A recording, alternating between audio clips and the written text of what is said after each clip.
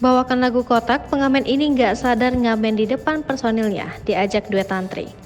Seorang pengamen terlihat asyik memainkan lagu pelan-pelan saja tanpa menyadari ia bermain di hadapan para personil Kotak, grup yang menciptakan lagu tersebut. Momen itu diabadikan dalam video yang diunggah Tantri, sang vokalis saat sedang menyantap makanan di salah satu restoran di Makassar. Awalnya Tantri dan para personil Kotak lainnya mendengari intro lagu tersebut dimainkan sang pengamen melalui gitarnya. Tantri yang menyadari langsung mulai berkelakar. Saat di tengah lagu, Tantri pun tak ragu-ragu maju mendekati sang pengamen lalu mengajaknya duet. Uniknya sang pengamen benar-benar tak menyadari sosok yang menyanyi itu adalah vokalisnya. Sementara beberapa pengunjung lain tersenyum karena menyadari ada bintang di situ.